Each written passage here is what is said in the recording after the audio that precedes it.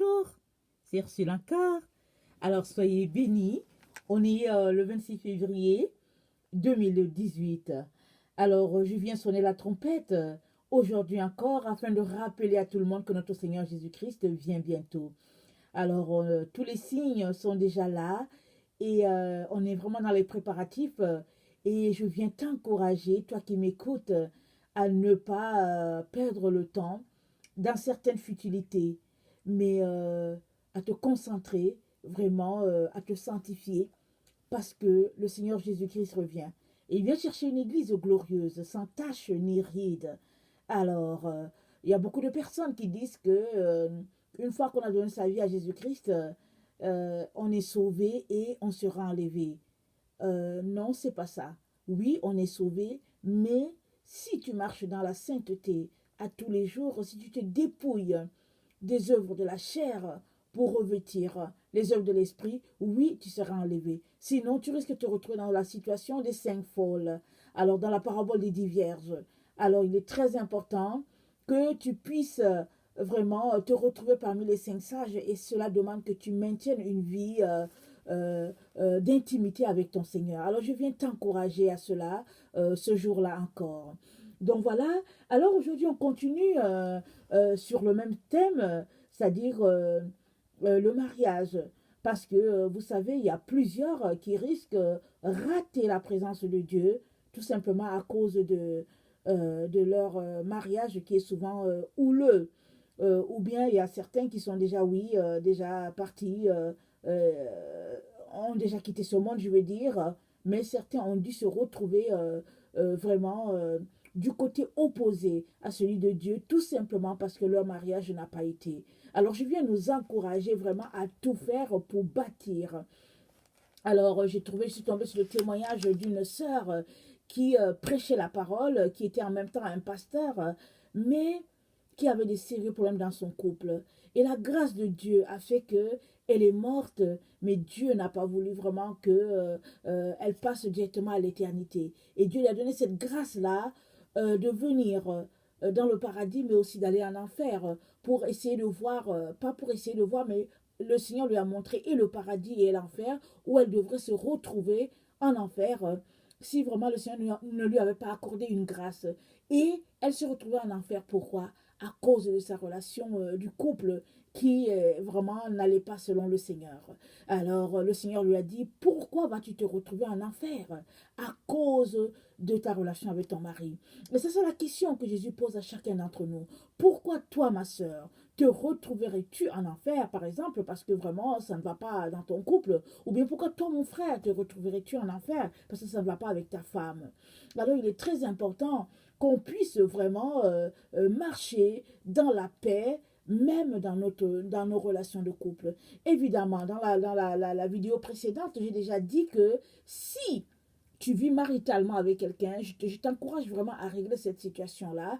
Soit tu prends la personne, tu l'amènes directement à la mairie pour vraiment régulariser votre situation, soit tu te sépares parce que vraiment il n'y a pas quelque chose devant Dieu comme les conjoints de fait, le vivons ensemble, le copinage, ça n'existe pas devant Dieu dans le sens que tout ça, Dieu appelle ça abomination. Alors si tu veux être en règle avec l'Éternel, il est très important que la société ait approuvé ta relation avec la personne et que tu aies vraiment un acte, quelque chose qui prouve que vous êtes mari et femme. Alors ça, c'est très, très important pour nous, les enfants de Dieu. Alors, parce qu'on ne peut pas être marié et puis la société n'est pas au courant. Ça, on n'appelle pas ça un mariage. On appelle ça soit de l'adultère, soit la fornication. Alors, vraiment, je nous encourage à mettre ce côté-là vraiment en règle dans nos vies.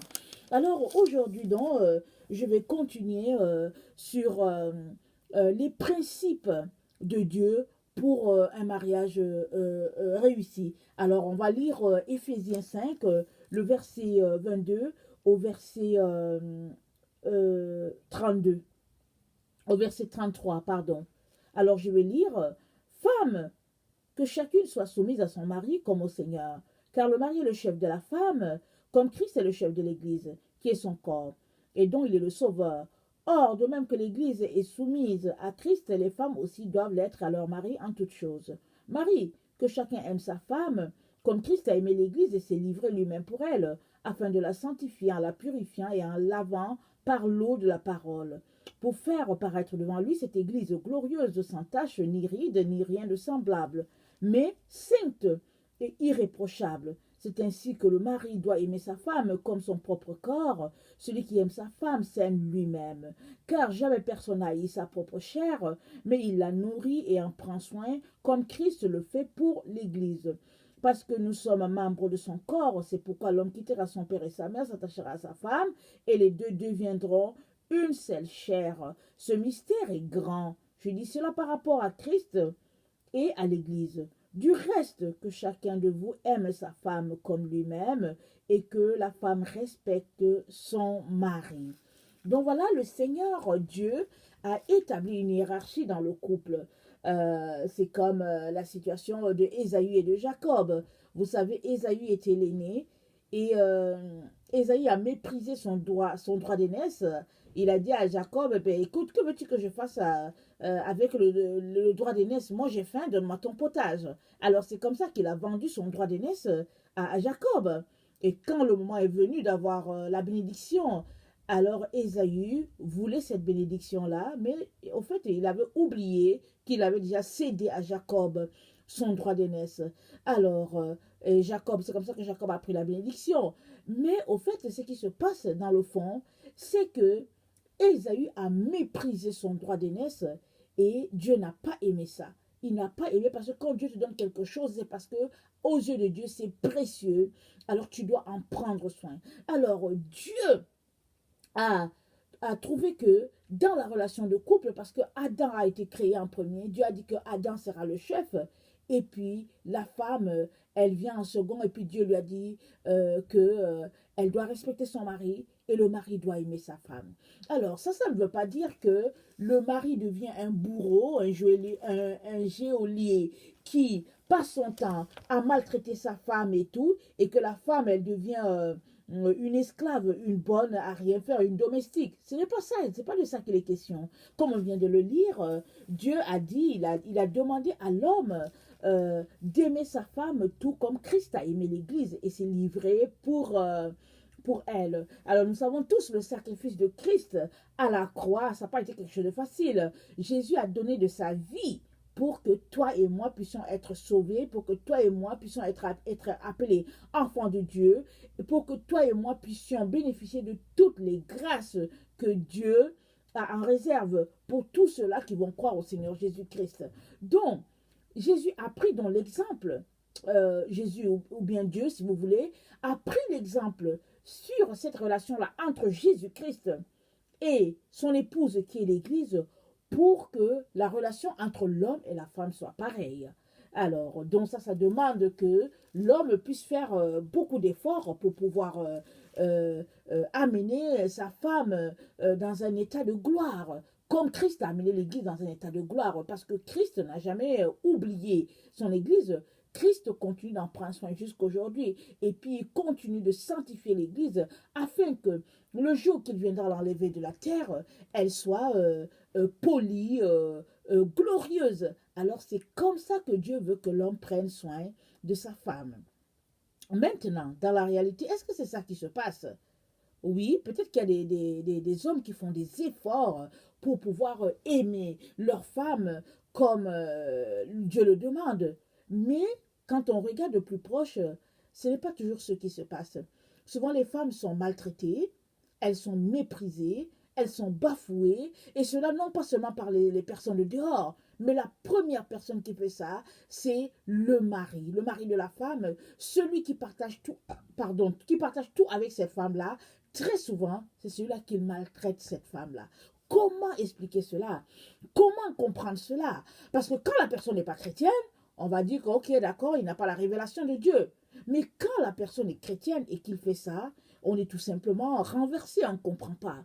Mais vous savez, le péché, il habite dans l'être humain et tout homme qui ne marche pas proche de Jésus-Christ ne pourra pas aimer sa femme comme Christ a aimé l'Église et s'est livré lui-même pour elle. Pourquoi? Parce que l'amour est spirituel avant toute chose. Ce n'est pas parce que tu dis à quelqu'un que tu l'aimes vraiment. Oublie pas parce que tu dis à quelqu'un que tu l'aimes, que tu l'aimeras. Parce que l'amour, c'est un choix. Tu choisis d'aimer la personne et là, tu poses des actions concrètes pour montrer à la personne que tu l'aimes et pour démontrer de ton amour. Et l'exemple parfait, c'est l'exemple de Christ. Parce que Christ, qui n'a rien fait, est allé jusqu'à la mort de la croix pour que toi et moi puissions être appelés enfants de Dieu aujourd'hui. Maintenant, nous savons que les femmes, elles pleurent beaucoup parce qu'elles sont vraiment maltraitées. Et souvent, l'homme va dire que ce n'est pas lui qui maltraite la femme, mais il va la laisser maltraiter par sa famille à lui. Et donc, les femmes vivent toutes sortes d'histoires. Je ne dis pas que les hommes n'en vivent pas, mais ici, on est dans la situation où l'homme est le chef de la femme et il doit en prendre soin. Maintenant, suppose que tu es un enfant de Dieu, tu es marié, et puis que vous allez à l'église, vous êtes des chrétiens et tout, et que ton mari ne prend pas soin de toi.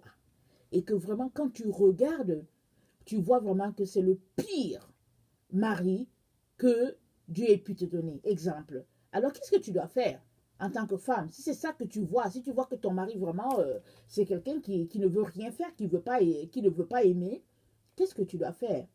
Alors ma soeur, au lieu que tu passes ton temps à lui crier qu'il ne t'aime pas, au lieu que tu passes ton temps à bouder, au lieu que tu passes ton temps à passer de maison à maison pour dire aux gens ce que le mari fait pour toi, alors il est très important que tu te mettes à prier, que tu mettes les genoux au sol. Parce que si Dieu nous a donné les genoux, avant tout, c'est pour prier. Moi, je pense que c'est d'abord pour prier. C'est la fonction première. Alors, quoique moi, je n'arrive pas toujours à le faire à cause de mes genoux qui sont pas, qui sont souvent, en tout cas, qui vivent souvent des difficultés. Mes genoux, c'est pas toujours évident. Mais on doit être à genoux, on doit prier, on doit venir vraiment devant le Seigneur dans l'humilité, dans la supplication, lui demander vraiment de faire grâce afin que notre couple puisse être poli comme lui, il a poli le mariage. Alors, donc ne passe pas, ma soeur, le temps à dire que ton mari ne t'aime pas, ton mari te traite mal et que toi-même tu ne fasses rien. Alors, outre le fait que tu es appelé à respecter ton mari, alors il faut aussi que tu te mettes à l'aimer parce que, au fait, ton mari n'arrive pas, par exemple, à t'aimer ou bien n'arrive pas à te donner toute la place qui est la tienne, comme le Seigneur l'a demandé.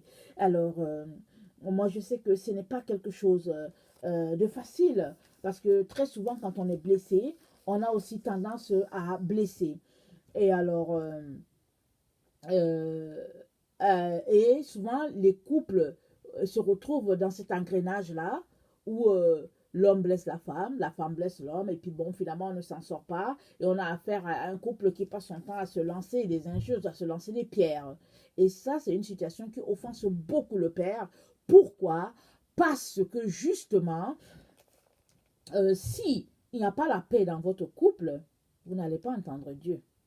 C'est-à-dire, ça veut dire que c'est un couple là où il y a le désordre, là où il y a la difficulté, et là où il y a le désordre, Dieu n'est souvent pas là.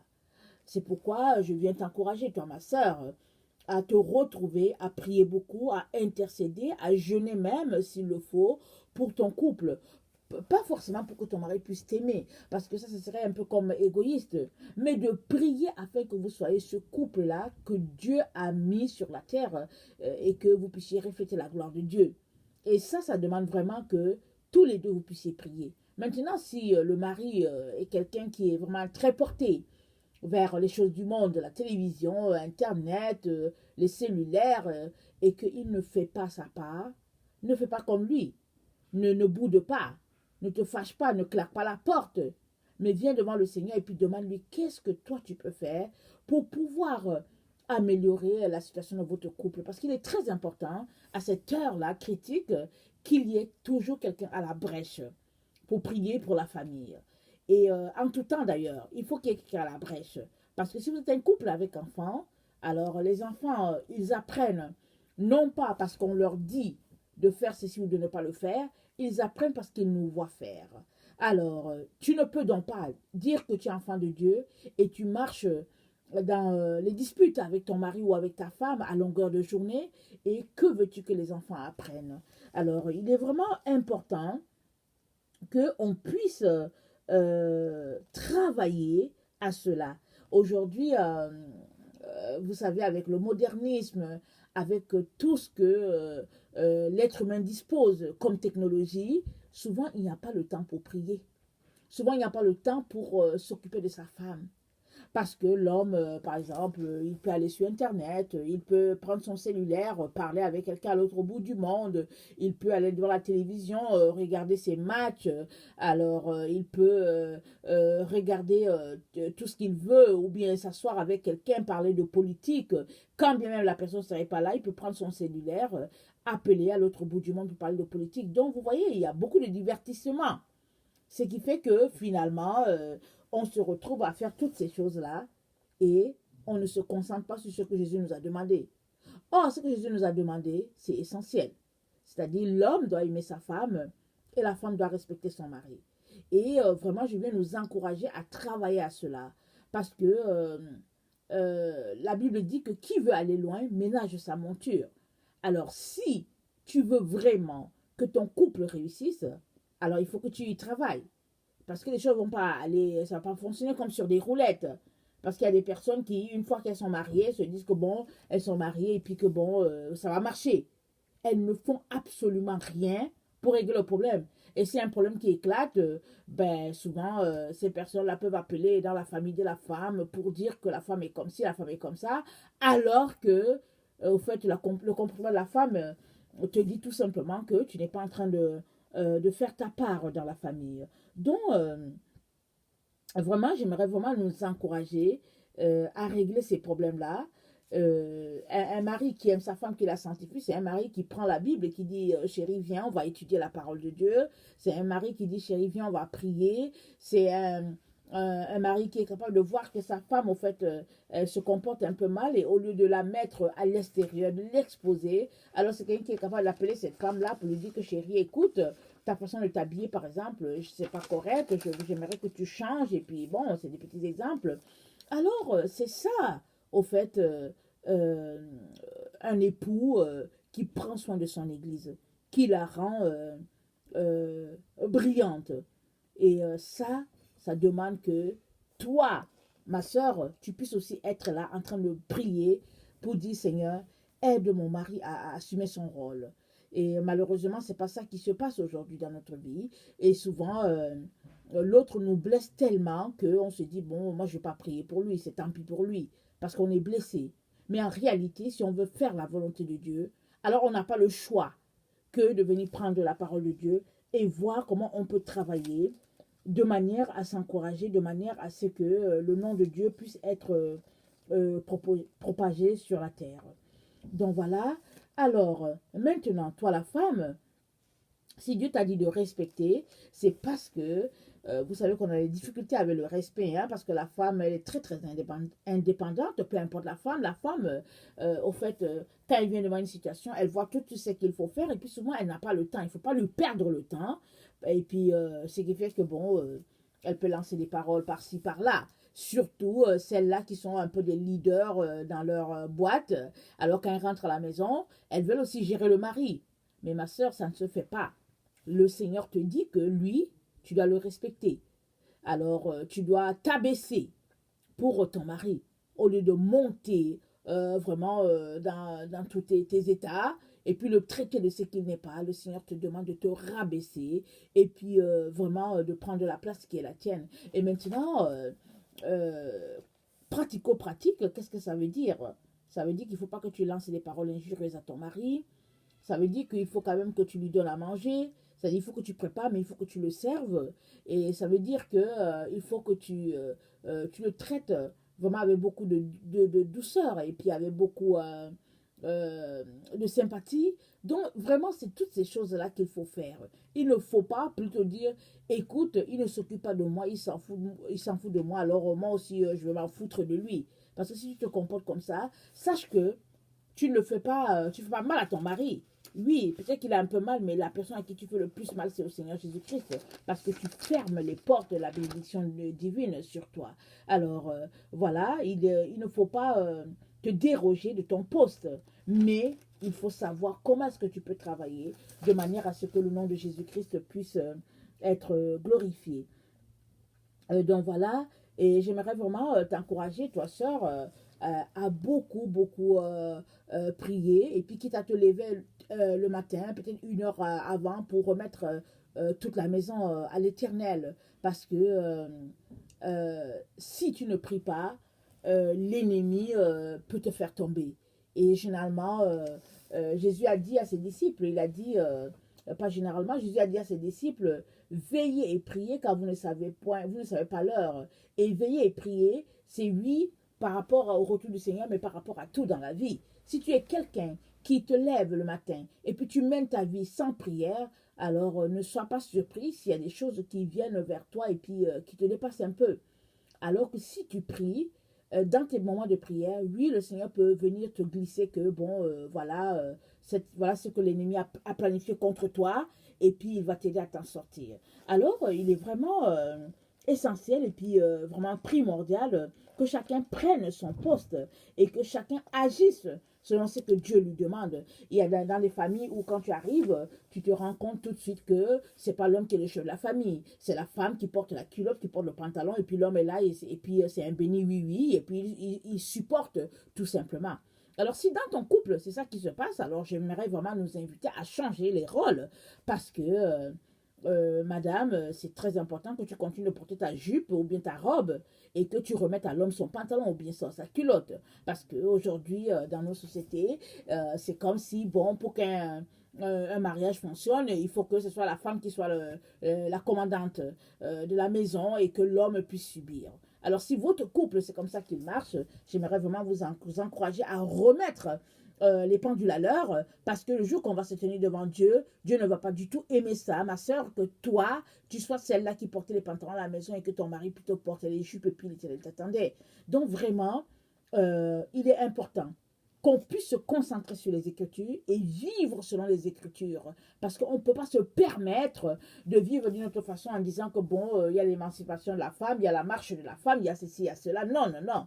C'est pas ça. Parce que le mariage, ce n'est pas, c'est pas ce qui se passe à Hollywood. C'est pas un temps de 2 heures devant un écran où tu regardes comment un couple s'aime et puis tu dis que waouh, le mariage, c'est du pratico-pratique.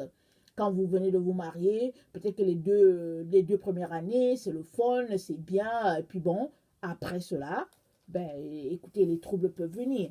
Et une fois que les troubles viennent, une fois qu'il y a les enfants, une fois qu'il y a ce déséquilibre-là, comment, en tant qu'enfant de Dieu, peux-tu te comporter pour maintenir la flamme allumée? Parce que Jésus vient pour vraiment une épouse qui est allumée, comme dans la parabole des 10 vierges. Il y en a qui sont parties à la rencontre de l'époux, elles n'ont pas manqué de prendre de l'huile dans leur réserve, alors que les autres ont dit bon, on ne sait pas à quoi elles ont pensé, mais elles n'avaient pas de réserve. Toujours est-il que quand le mari est venu, les folles sont restées et puis les sages sont entrés. Donc, si tu es quelqu'un qui a pris l'habitude de prier, le Seigneur va te donner, il va t'avertir de certaines situations et il va travailler en toi pour que ton mariage soit vraiment une perle pour l'Éternel, dans ce sens que ce sera la gloire de Dieu qui sera vue. Parce que généralement, les gens, au fait, les gens se réfèrent toujours aux autres. Et puis, c'est agréable de voir un couple qui tient malgré les difficultés. Mais aujourd'hui, on ne sait plus qui est chrétien, qui ne l'est pas. Si on se concentre juste sur les divorces, alors Focus on the Family a dit que les divorces sont plus prononcés chez les chrétiens que chez les non-chrétiens. Alors quand j'ai regardé ça, je me suis dit c'est à cause des statistiques seulement, certainement, parce que l'échantillon des chrétiens est plus petit que l'échantillon mondial, à la grandeur de tous les mariages. Donc, c'est normal qu'on ait l'impression qu'il y ait plus de divorces chez les chrétiens que, que chez les païens. Mais toujours est-il que il y a quand même des divorces chez les chrétiens, ce qu'il n'y avait pas par le passé. Peut-être dans les 50 dernières années, ce n'était pas aussi prononcé. Pourquoi? Parce qu'aujourd'hui, de nos jours, les chrétiens ne prient plus. Alors, ils prennent ça easy going. Alors, ils vont à l'église. Et puis, bon, quand c'est l'anniversaire du mari, on fait une petite fête. Quand c'est l'anniversaire de la femme, on fait une petite fête. Et bon, après cela, bon, chacun court à ses activités. Ça ne doit pas être cela. La vie, elle est bien plus que la vie du couple, elle est beaucoup plus que notre imagination. Il est donc important qu'on puisse pratiquer un couple vraiment assis dans le Seigneur. Et ça demande du travail. Je vous le dis, ça demande du travail. Et alors, j'aimerais vraiment nous encourager à régler ce problème-là. Il y a des couples qui se couchent l'un fâché contre l'autre, ils se couchent le dos tourné. Ça, c'est pas normal. C'est inadmissible pour les enfants de Dieu parce que Jésus a dit, si vous mettez en colère, ne vous couchez pas, ne dormez pas sur votre colère. Donc, qu'est-ce qui peut bien faire que deux enfants de Dieu qui sont nés, rachetés, qui prient ensemble, puissent, parce qu'ils ont eu un malentendu, dormir le dos tourné l'un à l'autre. Alors, mon cher frère, ma chère soeur, si c'est une situation que vous vivez dans votre couple souvent, alors j'aimerais vous encourager à régler ce problème-là une bonne fois pour toutes. Il faut que vous soyez capable d'échanger sans vous fâcher. Il faut que vous soyez capable de pouvoir partager des points de vue différents sans pour autant que l'autre aille la mine renfermée parce que l'autre n'a pas approuvé ce qu'il a dit. Alors ça, c'est très très important. C'est signe de maturité. Et nous, les enfants de Dieu, nous sommes appelés à maturer. Nous sommes appelés à grandir, toujours allant de gloire en gloire. On ne peut donc pas se permettre d'avoir un mariage en lambeaux, tout simplement parce que, par exemple, nos émotions sont touchées. Il y a des couples où les problèmes émotifs sont tellement vraiment élevés qu'on ne sait plus où est l'homme, où est la femme, mais qui fait quoi. Alors si, par exemple, dans ton couple, peu importe que ce soit l'homme ou la femme qui envoie les difficultés dans le couple, alors si vous êtes des enfants de Dieu, il faut bien que l'un d'entre vous décide que quand il y aura des problèmes, il faut qu'il règle le problème. Parce que sinon, ça ne va pas. Alors, on ne peut pas être des menteurs. Dans ce sens que si on dit qu'on est chrétien et on veut vivre selon la parole, je vous dis, le Seigneur va nous tester. Il va nous tester. Ça fait partie de l'entraînement du Seigneur. Et quand le Seigneur va te tester, quand il va t'appeler à la barre, il faut que tu puisses répondre au Seigneur, je suis là. Alors, il ne faut pas que tu viennes la mine renfermée et lui demandant intérieurement pourquoi est-ce que tu m'as donné ce mari, pourquoi tu m'as donné cette femme, elle m'énerve, il m'énerve. Il faut que tu dépasses ce stade-là. Oui, ce stade-là, ça va arriver. Dans un couple, c'est normal que ça arrive. Après le mariage, après la lune de miel, après la découverte de la personne, après, je vais dire qu'après toute cette façade-là, maintenant, on va au fond de l'affaire. C'est là qu'on commence à découvrir la personne. On se dit, tiens, je ne savais pas que celui-là était comme ça. Ou bien, tiens, c'est terrible la femme là que Dieu m'a donnée. Donc, on a besoin de faire très, très attention pour ne pas se mettre à blâmer Dieu. Parce qu'au fait, quand Dieu te donnait la personne, il savait qui elle était. Il connaissait ses points forts et puis ses points faibles. Maintenant que tu découvres le point faible de cette personne-là, comment est-ce que tu vas contribuer à l'œuvre de Dieu pour que le point faible de cette personne-là devienne un point fort, parce que toi, tu auras prié, tu auras demandé au Seigneur de polir ton mari ou bien de polir ta femme. Ça, c'est très important. C'est pour cela qu'au fait, tu es dans le mariage. Tu n'es pas dans le mariage pour que le mari t'achète des belles chaussures. Tu n'es pas dans le mariage pour que ta femme te prépare les bonnes sauces. Et que bon, une fois que tu as fini de manger, tu t'assois devant l'ordinateur. Et puis bon, tu es content, tu fais ton petit rot. Et puis tu es heureux, ta femme prépare bien. Oui, c'est bien. Mais c'est pas ça, c'est mal le mariage. Le mariage, c'est au-delà. Quand maintenant, vous allez en profondeur, quand vous commencez à creuser, que les choses sales sortent, comment est-ce que vous gérez cela? Comment est-ce que vous gérez ça devant le Seigneur de manière à ce que la flamme de l'esprit ne puisse pas s'éteindre? C'est là que tout se joue. C'est là qu'on voit si Jésus est le centre de votre vie ou pas. Alors, il est important, chers frères, il est important, chères sœurs, que nous puissions travailler à nos mariages de manière à ce que, si quelqu'un nous regarde de l'extérieur, il nous dise oui, vraiment Jésus est dans leur couple. Parce que malgré les difficultés, ils font tout pour vivre en harmonie, pour vivre dans l'amour. Et ça, mon frère et ma sœur, on sera redevable devant Dieu si on est des personnes qui marchent vraiment dans la destruction, dans la désolation de notre couple. Alors voilà, j'aimerais vraiment nous encourager à bâtir notre maison, Alors, la Bible dit que le fou a bâti sa maison sur le sable, et quand le vent est venu, la maison est tombée. Et que le sage, il a bâti sa maison sur le roc, et quand le vent a soufflé, la maison est restée vraiment solide. Et quand les vents ont frappé, la maison ne s'est point renversée. Et le roc, c'est Jésus-Christ. Si tu veux que ton couple tienne, il est très important que tu t'arrêtes et que tu le bases, que tu le formes sur les principes de Jésus-Christ.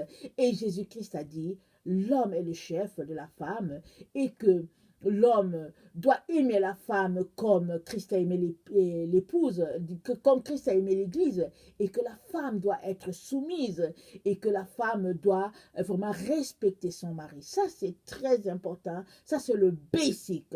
Alors, si nous ne sommes pas capables de régler ce problème-là, alors, vraiment, ne venons pas demander à Dieu pour aller plus loin. Arrêtons-nous, mettons les points sur nos i dans nos mariages, ainsi on pourra avancer. Donc voilà, alors je viens rappeler que nous sommes vraiment dans le temps où nous allons voir notre Seigneur Jésus-Christ venir dans les nuées, ravir son épouse. Alors on ne sait pas quand est-ce que ça va se passer, mais Jésus-Christ sait quand cela aura lieu. Alors il est important que toi et moi, nous puissions nous préparer. Notre tâche à nous, c'est d'être prêts à tous les jours. Alors ne disons pas que Jésus-Christ va venir un jour. Parce qu'en disant qu'il va venir un jour, alors on va se dire que oui, un jour je vais me préparer.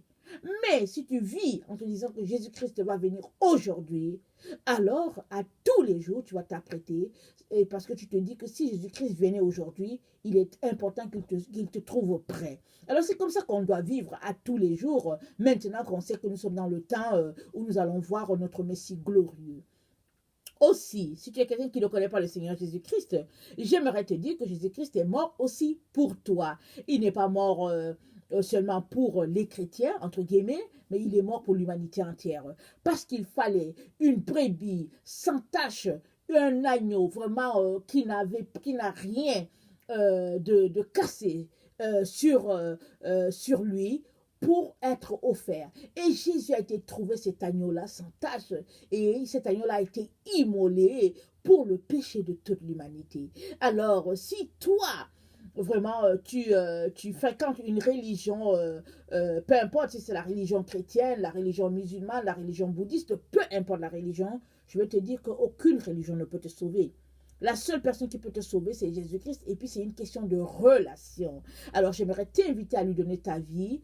J'aimerais t'inviter à l'inviter dans ta vie. Et il va venir se révéler à toi. Et il va te dire que c'est lui le chemin, c'est lui la vérité, c'est lui la vie. Alors, donc voilà, j'aimerais vraiment nous encourager à venir devant Dieu à tous les jours. J'aimerais nous encourager à lire notre Bible. J'aimerais nous encourager vraiment à bâtir cette intimité-là avec le Seigneur, parce que le Seigneur Jésus nous aime beaucoup et il fait tout encore aujourd'hui pour que nous puissions vraiment avoir notre vie en règle avec lui. Donc voilà, soyez bénis et puis n'oubliez pas, Jésus-Christ revient, alors soyons prêts. Voilà, je vous aime, mais Dieu vous aime plus. Amen.